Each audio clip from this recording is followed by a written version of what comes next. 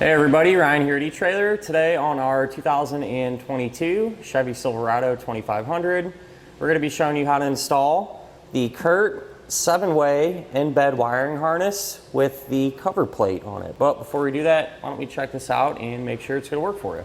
For those of you that plan on pulling around your fifth wheel trailer or your gooseneck, this is where this wiring kit's going to apply to you. And the issue is, whenever you do hook up your trailer, you have that wiring connector and you can drop it over your tailgate, plug it into your bumper plug, which, does it work? Yeah. Is it the right way to do things?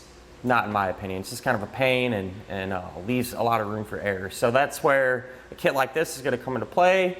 It'll give you the connector. That way you can simply just plug right here inside of the bed. This is what the connector is going to look like, your 7-way plug, and I'm sure you can imagine having this in here makes things a whole lot easier. Just plug your connector in, eliminates the chances of it coming disconnected and scratching up your tailgate and everything else. One of the cool things with this kit, it gives you this cover plug, so it looks a lot better. You won't have a big hole here, and that's because a lot of these trucks, probably all of them, I mean, I can't speak for every single one, but they'll have this dummy plug in here. So it's just a cap that goes in. So there's already a hole and stuff there for you to do this. And when you pull this out, you know, that's where this cover plate's going to come in. You'll pop that on and then secure your connector plug there. So it really looks like a factory option and blends in. You know, it doesn't look makeshift or anything along those lines.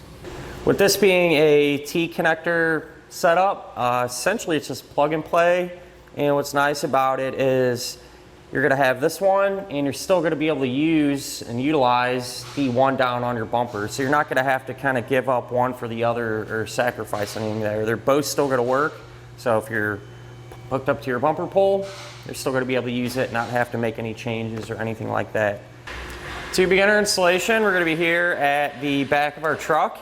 And on the driver's side, there's going to be what's called the dummy plug that's pushed in, and that's just essentially a blank plug, right? So we just don't have a hole there. Well, that's where our wiring is eventually going to mount up, so we need to remove this. You can squeeze the sides of it. Sometimes it's pretty tough. Might help get a flathead screwdriver and kind of help pry it out of there. And actually the clips fell off. They normally do. But what was holding it in was two metal clips that go on there, and it's kind of putting pressure there. But since we're not going to be reusing those or this, not really a big deal, we'll get this out of the way. With that out of the way now, we can take our wiring harness, and you want to take the side that has the T type connectors in it. We're going to feed that down. So with these, it's usually kind of tight. Actually, these went in pretty easy, but just going to feed them in and drop the harness essentially all the way down until we get to about here. What we're going to do is now we can get everything plugged in, but before we do that, I like to take some dielectric grease and just put it on the terminals. This will help keep it protected from corrosion and things of that nature. With that first, that'll kind of just snap in, more or less. And we can take our connector plug. Let's just get a plug right in. And we can feed that through, push it into place, and then we'll be able to secure it. With this pushed into place now, we can line everything up, take our screws, and we're going to secure this to the bed of our truck.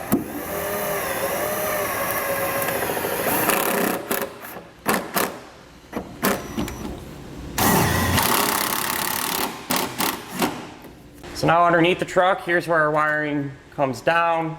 And I did just temporarily remove our spare tire just so it gives us some more room to work. You don't have to, but it'll help. But we'll get this plugged in, and then we can always come back and zip tie this up and secure it and whatnot. But we're going to be plugging it into our factory bumper connector. So we'll undo this. There's a gray clip that we have to kind of push back. I'll show you once I get it off because it's a little hard to see right here. Once that's off, you can push on the center. So here's that brake clip. You'll push that up to release it, and then you can push down on the center of that. When you're pushing down, you can pull it out and it'll separate. So what we're gonna do is take our T-connector, all right, and again, I'll put some dielectric grease on these, both ends. One end is gonna plug in to here. Other end is just gonna plug right back into our factory 7-way. And then at this point, I can grab some zip ties and get all of our wiring cleaned up. So I went ahead and used a zip tie, just bundled up some of our wiring, secured it to this metal piece, and that's how it turned out. But now that we're done down here, if you took off your spare tire, go ahead and pop that back up, but we'll go up top and test everything to make sure it's working properly. To test our wiring, I am using this test box. There's also some other alternatives you can use.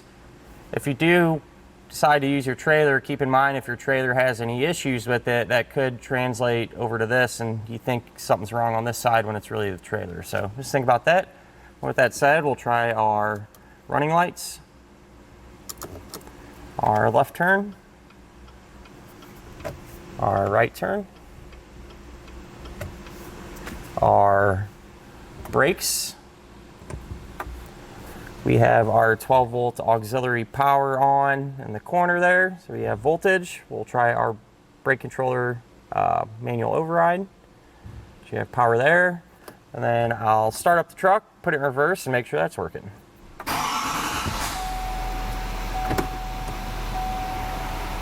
Then I'll finish up our look at and our installation of the Curt in-bed 7-way wiring harness with the cover plate on our 2022 Chevrolet Silverado 2500.